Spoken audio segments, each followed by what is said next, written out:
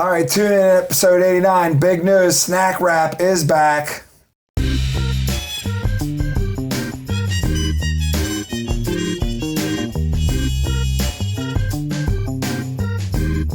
You're listening to Between Two Bridges, a business-to-business podcast.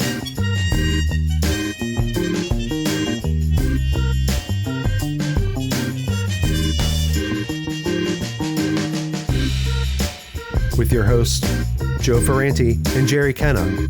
Produced by Nathan Kenna. Interviewing entrepreneurs, business operators, and investors. This episode is brought to you by Wash, because laundry shouldn't cost your time. Wash delivers. Sign up at pickupwashdeliver.com. Do the wash. Skip the hassle.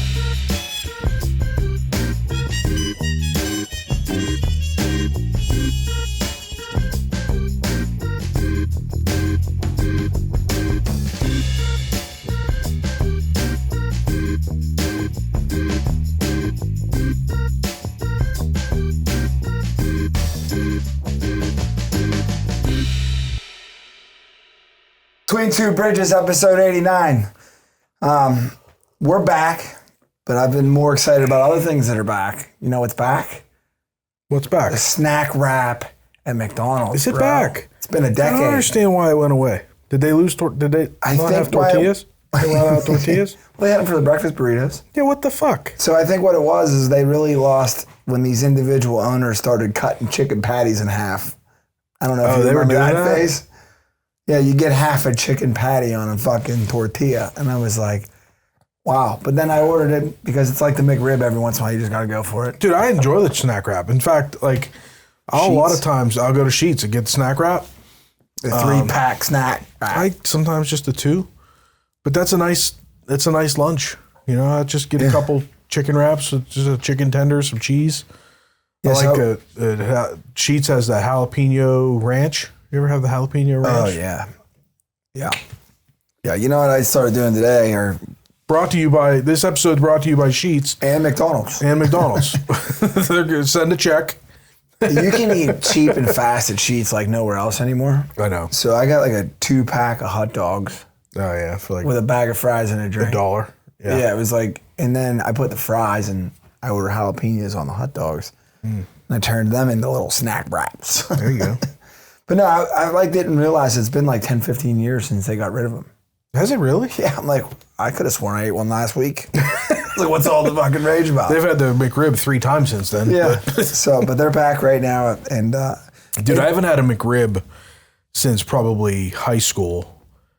And I don't know that I could bring myself to eat one now. Nah, I tried. I took a bite last time they were around. It's disgusting. Yeah. It looks disgusting. So one of the things that you see, like when we had John Dick on, there's viral trends in these places, right? So one of the things that they're doing, it seems like the snack wrap is affordable. Yep. So like, you know, for under $10, you can get 2 snack wraps of fries and a drink and you're out the door. So like everybody's like going down that rabbit hole of like, how can we make something affordable? It's not, and you know, McDonald's has always been against it with the health crazy. So like, I don't eat McDonald's very often since I moved, but it's like you feel like you're eating healthy. Yeah, and that's like the why I do the Sheetz thing, because you can get those 2 snack wrap chicken snack wraps. You can do it with grilled chicken. Right. I still usually get the crispy chicken, but you know it's not a lot of food. You know, and it's enough to get you through the day. But it's interesting. So, weren't snack wraps on $1 menu? Yeah. Last time I got one, I remember, I think they were $1.29. Yeah. You know, now they're $2.29 or $2.99 each. But still, I mean, they're all in that sector where they're trying to figure it out. And McDonald's had sales down. I think it's the first time in like 20 years that 2 quarters they've been down. So they're doing what they got to do to like figure it out. Why do you think McDonald's sales are down? Do you think that it is economy driven? Is it people watching their pennies, or do you think is there a trend of people just trying to leave that fast food world? I know that there's been, you know, like Trump brought in RFK, you know, so he's trying to push more healthy living. I know that there has been probably not a whole lot of governmental changes to the laws around the food But there has been, I'm sure you've seen, a lot of the big food manufacturers have started kind of backpedaling on using dyes and artificial flavoring and stuff like that. Because the funny thing that I always thought before RFK, because my wife is really into that kind of stuff and she pays a lot of attention to the dyes and all the bullshit that's in our foods. So I started paying attention to it as well, is that a lot of these companies will have a recipe for like Fruit Loops for the U.S. market and then a different recipe for outside the U.S. market. Yeah, Fruit Loops in like Europe look like Cheerios. Yeah, because they're not use the dyes because the dyes are illegal there. Right. And I always thought that was weird. Like, well, why do they use that shit here? Do they think that, I mean, the dyes, it can't be economically driven because it can't be cheaper to use the dyes, I don't think. It has to be that, like, they think that Americans are dumb and they want it to be brighter. And it's unfortunate they don't think. They've done their research. Yeah, right. They've probably put both in front of 10-year-old kids. And then they were like, oh, we like the colored ones. And this one tastes better. Yeah. But meanwhile, it has no difference in flavor. It's just that it's brighter colors. Right. I mean, Lucky Charms for years has been putting special marshmallows in their shit. Like, that way kids go down the aisle and they see it and they want it. But, But do you think that has something to do with the drop in sales for McDonald's, or do you think that So I didn't really read, I just, I didn't don't fact check me on this. I don't know if it's a sales number that's down or overall revenue's down. And I could see it being overall revenue because they've incurred a lot of new costs probably. Their profit's been down. So I'd have to get back to you, episode 90 on that one. Yeah, we'll have to get back to you on that. No, I think it's funny though because Sheetz did start running the snack wraps and Burger King's had a snack wrap and they were the founders of it. And they just were like, fuck it, we're making, $8 selling single cheeseburgers. We're not going to do it. And they used to have salads at McDonald's. They don't have salads right now. I remember that. But I'd imagine the salads are going to be coming back. So, but I mean, we're here to judge McDonald's. They're doing it all wrong. Yeah, because they don't really.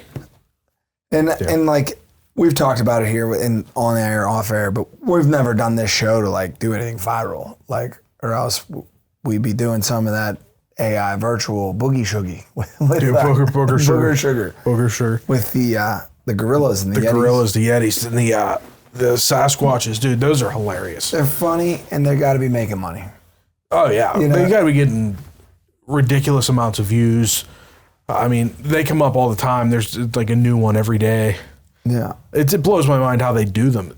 How about, all these different AI videos?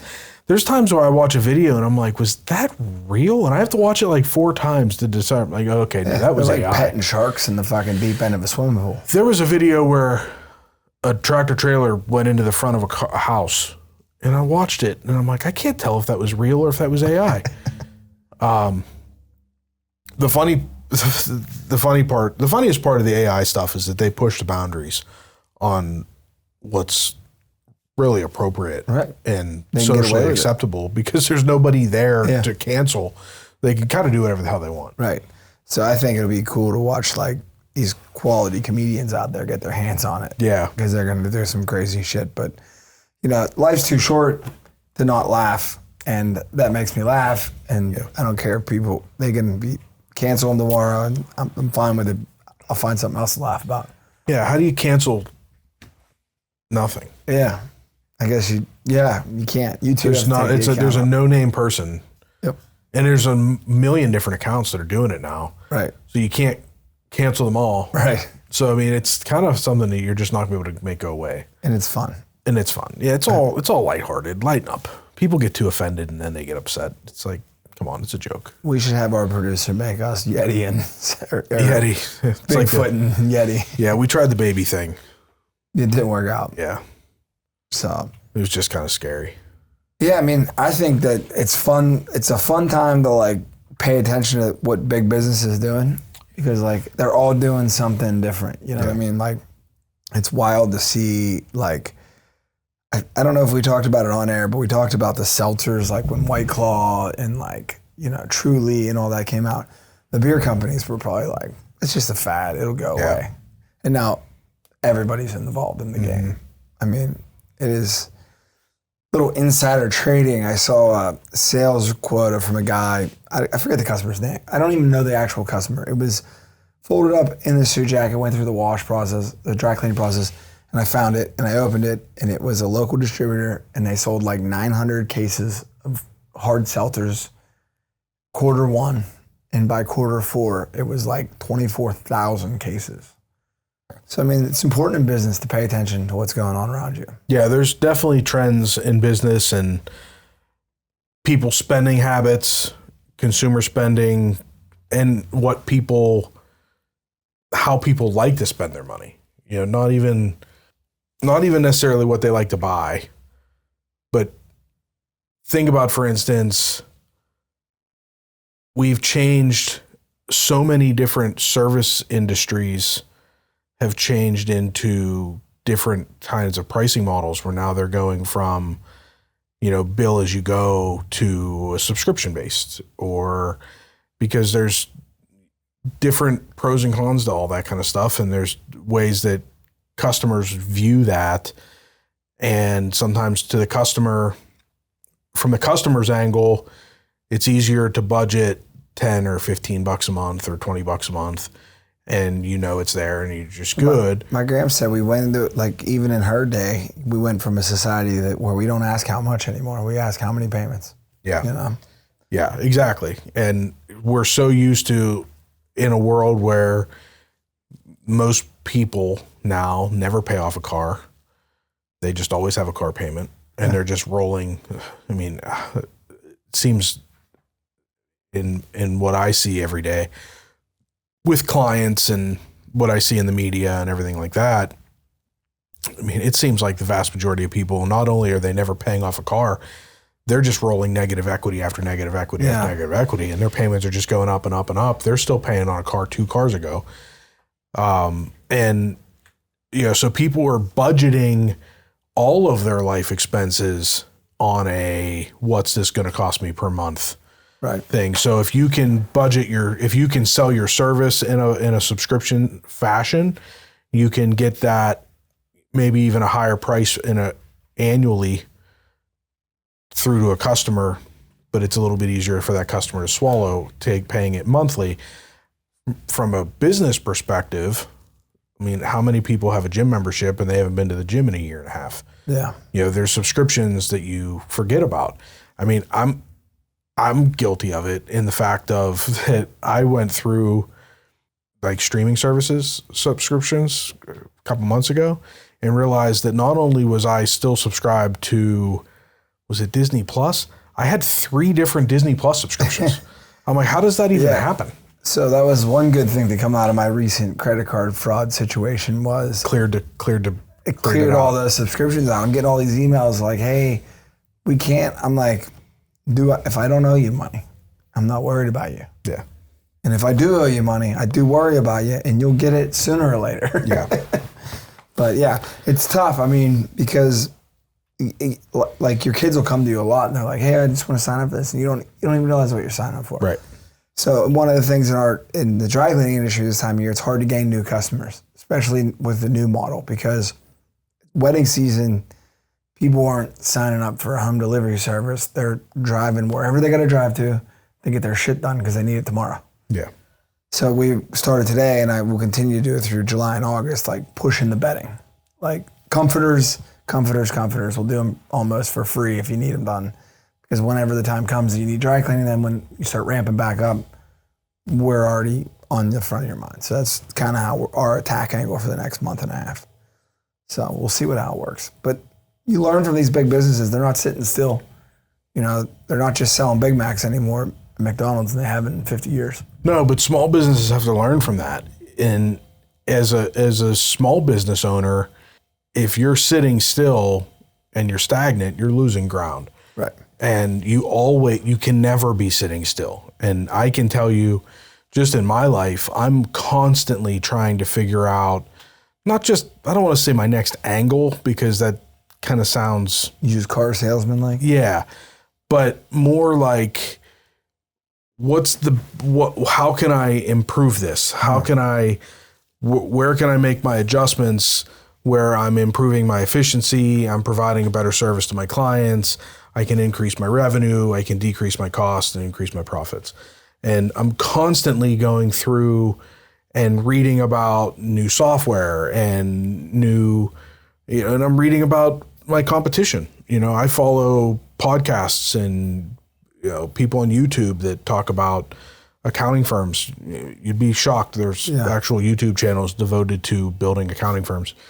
But that's that old theory: keep your friends close, but your enemies closer. Yeah, I'm constantly trying to learn how to sharpen that pencil and try to improve, because you have to. Right. If you're not growing, you're dying, and that's with everything in life. Right. You know what I mean? Like if you don't water your plants and they're not growing, they're dying. Right. You don't water your business, it's not growing, you're dying. Yeah. And we were talking with Gus, you need to see the future and the past at the same time in business. And with what we did last year at this time, like our future is totally, and our past are totally different. So there's no leaning on like, all right, well, August will be this. Like July is usually a stale month for us. We've been kind of busy, and we've been able to like organize the workflow of having the band uniforms come in and keep the people busy without the massive overhead of having everything else involved. So like, it's weird to not have your history anymore, is I guess what I'm saying. Yeah, because your year over year really is irrelevant. It's totally irrelevant. Actually, it's depressing. So not only is it irrelevant, when you're looking at spreadsheets, you kind of like, look at one side of the aisle. Yeah, but you got to look at the bottom line of it too, because a huge amount of your expenses are gone. Right. And the problem that I think I made the mistake of not realizing is, even though a lot of my expenses were going away, in that move, I incurred a lot of big expenses that I would never have occurred before. Yeah. So I'm paying dearly for that right now. Sure. Yeah, you have to constantly be looking at those.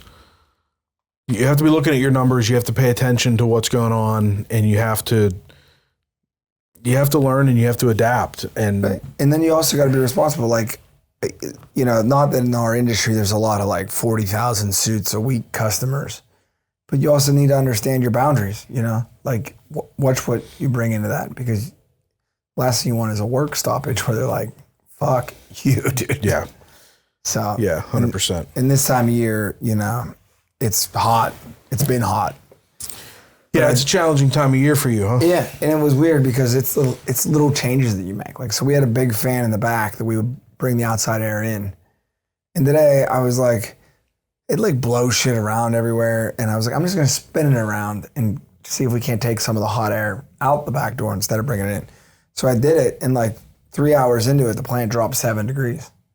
And I'm like, oh, man, should have did that a month ago, But we're learning. We're in a new building. You got to learn your airflows and your shit like that. But the girls were like, oh, yeah, that's crazy. You wouldn't think that a fan behind a wall that's not even in your workspace, you're always thinking, bring air in. But sooner or later, you create a bubble. Well, you've got an air conditioner in the building, right? Yeah, but we don't run it. It just can't handle it. It'd be like taking a shot glass in the Titanic and shoveling the water out.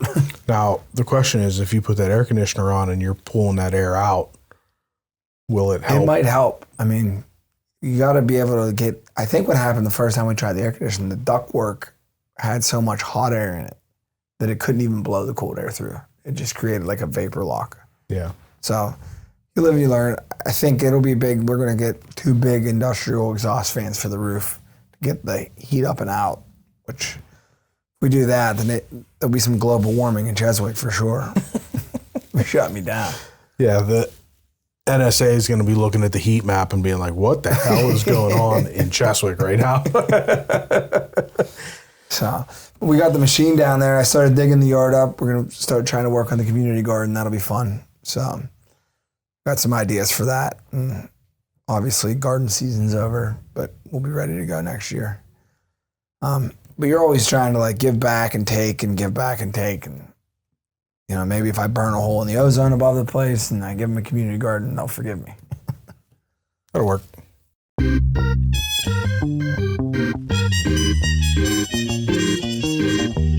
Thank you for listening. And now a brief word from our sponsor. You've got a full plate. Kids, meetings, workouts, side hustles. There's better things to do than laundry. Introducing Wash, laundry reimagined for the modern world. Schedule your pickup in seconds via the convenient web app. Wash picks up your clothes, cleans with care, and brings them back fresh and ready to wear. But it's more than garments. From bedding and table linens to shoes, hats, purses, and more. Wash handles all your life's fabric, leaving you more time to do you. Visit pickupwashdeliver.com and see how convenient it can be to do the wash. And now, back to the show. So, not much going on the business end. We're just kind of day to day getting through it, getting some band uniforms done. You guys are kind of probably in the same spot, just kind of checking some boxes. Yeah, we are for the most part, we're still going through some of our extended returns. We made some big progress in the last couple of weeks trying to get through some of these. And so we're rounding second on that. But like I said before, my wheels are always turning on how we can improve these things. Yeah. This tax season was a challenge for us because of the new building, new system, new software, new processes.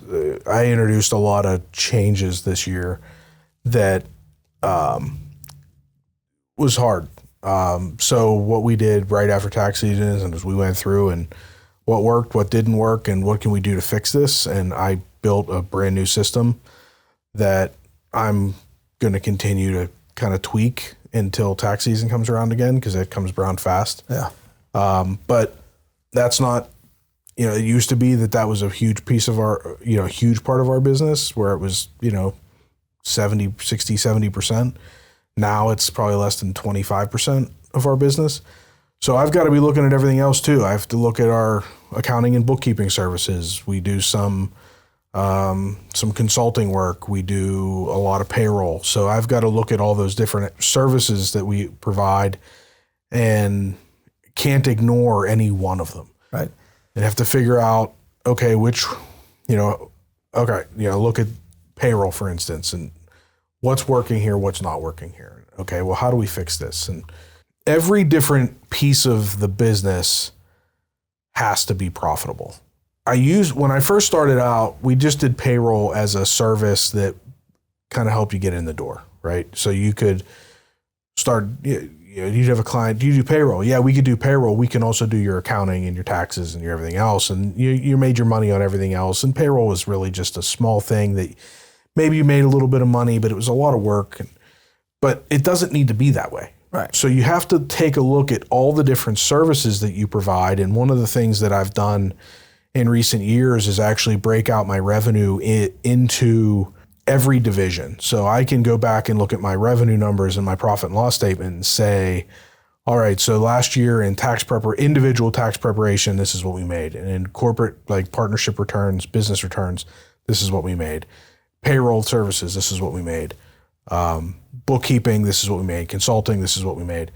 Everything we do, and even to the point like this year, Pennsylvania added the annual reports, right? So we've done a lot of annual reports for our clients, and I created a whole nother subdivision for annual report revenue so that I can go back through, and what I've been able to develop is a profit and loss statement that I can go back in year over year.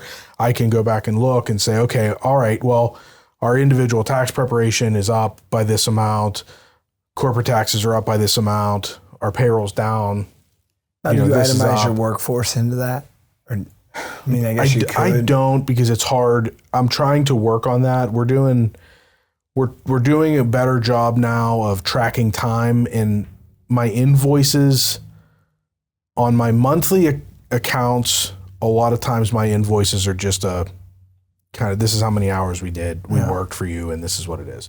So it's not really broken down into billable every little line item that we did. We're working better at doing that, and I'm trying to get more detailed into breaking out my labor into that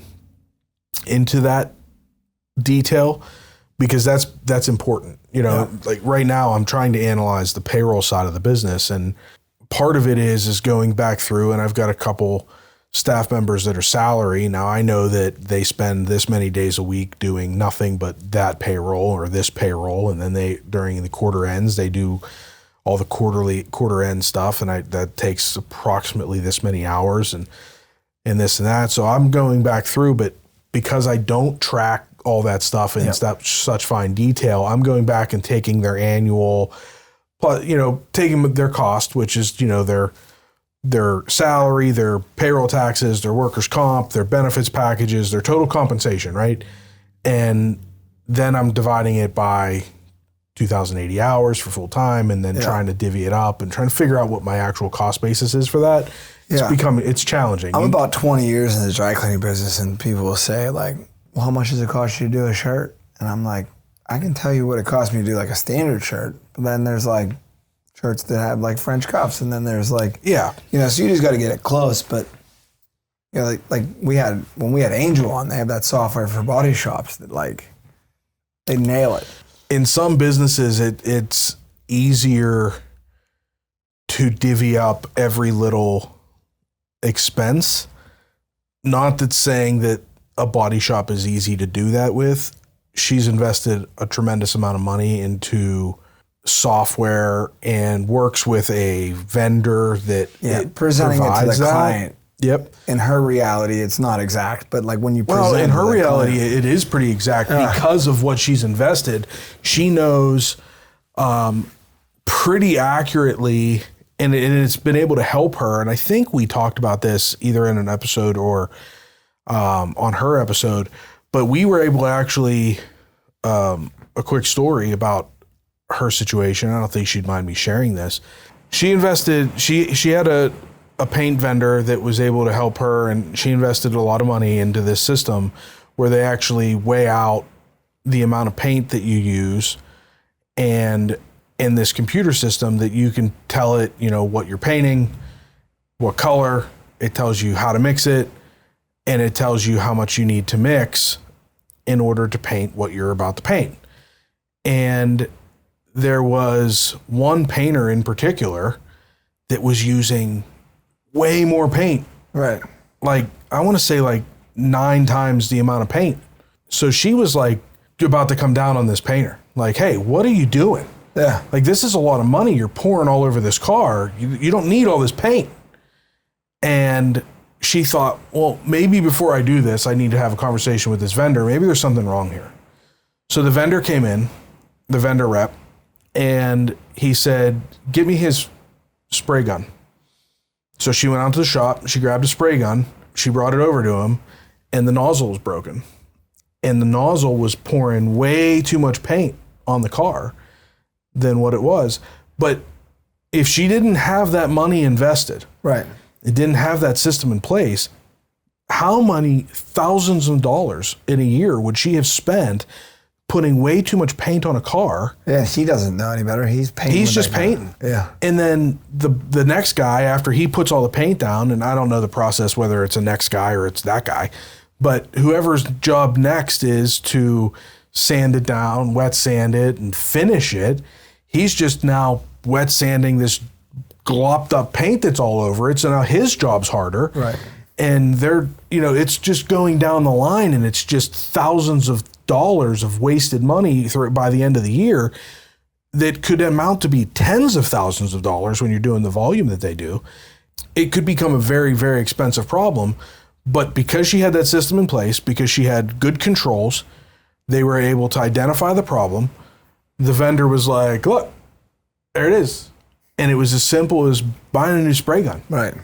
And now you got a new spray gun, everything's fixed, the right amount of paint's going out, and it saved them all that time and money. Yeah, it's businesses like that. I remember years ago, we had like 2 shirt presses back to back. Mm-hmm. And just the numbers off the shirt units weren't getting there. Like we other places were doing more shirts than we were doing. We kind of just like watched it. My stepdad was like, I'm gonna spend like an hour watching this, And then he realized like the shirt presser was taking like 2 extra steps to grab a hanger that were unnecessary. So then he was like, we got to put a rail up here. We're going to hang the hangers here. And it was like immediately like 30 or 40 more shirts an hour. So like in your business, like when you think everything's perfect, even when it's perfect, you need to pay attention to what's going on. Yeah. You know? There's a, something I always think about with stuff like that is there's a clip that I always watch with Tony Robbins that he's talking about, and the whole story, the whole meaning of this clip is that when you think everything is going bad, everything is bad, you should watch this clip. And I always watch this clip whenever I'm about to go into a big meeting or an interview or something like that. And it's always done me right. But the story of it is that he's taking golf lessons and that he's getting better, but he's inconsistent. And he's with this instructor, and he's hitting them and he's decent. And then he hits one and it's terrible. And the guy's like, "You're so close." And he's like, "You could have fooled me." And he's like, "No, you're a millimeter away." And he's like, "What are you talking about?" And he's like, "Think about it. Where you're hitting the ball, a millimeter in each direction, by the time that ball's way out there, is yards in either direction out there." Right. And he talks about in this clip about what a life lesson that is that when you think everything's going wrong, the world's about to end, your life's a fucking mess, you're only a millimeter away. Right. And just one small adjustment Can change it. can change everything. Yeah. And that's like, I was talking earlier about the viral monkeys. It's like, you know, whoever figured that out was like, I think I got something here. I think I got something here. Yeah. They hit that millimeter, Right. dude. And in my, like in the dry cleaning or manufacturing industry, like no matter how bad things are, I realize, one, the biggest investments are done. You know what I mean? Yep. Like you can just hang on. Yeah. Two, like we talked about with Gus, we've talked about it before. We have a lot of experience in what we do, you know? So we are just, you know, one phone call away, you know. Yeah. We could theoretically, and neither one of us are this kind of person because, I mean, this podcast is an example of we're not the kind of people that just sit and rest on our laurels, right? Right. We could just sit and let the businesses just operate the way they are. They make money and they do their thing and they would be fine. But that's just not how we are. Yeah. I'm not going to sit around and wait for that call. I need to always be improving. I need to always be trying to get better. I need to always, it's that at 41 years old, I'm 41 now. You know, the idea of world domination is probably not really at the top of but I want to get to a point where there's just, that it's, everything is running and the employees are running it and things are smooth and just less stress. And that's the goal, man. Yeah. I mean, I think stress is a good thing in business because it means you care. But Sure. Like I get what you're saying. Like, you know, get 3 or 4 bank payrolls in the bank. Yeah. You know, have a good staff doing their thing. Yeah. And my goal, oh boy, my goal for stress level is to be able to book a vacation and not go into sheer panic mode for the 2 weeks before yeah, and the 2 weeks after. right. And that's what I did when the kids were away last week. I was like, it was too soon. I didn't have enough time to prepare to go. It just, to me, mentally wasn't going to be worth it. I was going to be angry while I was there. Right. Stressed out while I was there. They had a blast. I just want things to run smoothly enough that if I go away, I don't have to worry. Yeah. I mean, it's kind of like my goal was to like just be able to say, hey, we're going to go away and just go. Or you know what? I'm not coming in today. Yeah. You know, but that's not where we're at 40, 41. We're getting there though. We're closer today than we were 89 episodes ago. You're right. So, and it's one of those things that, you know, 10 years ago, we dreamed about being here. yeah. Isn't that the truth? You know, that's something I like deal with every day. I think like, even on my worst day, I got it better than most. Yeah. You know? So, and I got snack wraps, baby. They're back on the menu. Snack wraps are back, baby. So what's on in the cards here for the end of the month? We're at the end of the month already. Well, I've got a big family vacation planned. Dude, every other week, man. I know, this is it. You guys are going to start thinking this is a traveling podcast because we come on and talk about Jerry's vacations. But you got to go this time of year because... Yeah, this is it. So it does seem like that, but usually it's weekends. Right, and you literally were here, like, and that's the part, like, I like kind of joke with you, but like that's the part a lot of people don't see. Like, going through tax season, you're here like 100 hours a week. Right. Yeah. Yeah. Part of getting the couch for the podcast. I literally slept here. Yeah. Yeah. There were some times that I slept here. Right. So yeah, it's... And when you take your trips, like guide trips or whatever, you take your laptop, you're still working. I did. Every morning I was working, and this trip I just paid for it's a cruise, but I just paid for the Wi-Fi package because I'm going to have my laptop. And I seem to enjoy myself on vacation. Like, the days on vacation I have that are better than others, or whenever, like, I woke up early, problem solved, and then I can go enjoy myself. Like, I've contributed to the team goal because in a small business, we are a team. That helped a ton when I was on the motorcycle trip. Getting up, I got up at 6 o'clock every morning. I went through my morning routine. I got on my laptop. I answered emails. I handled a couple things that I wanted to get done.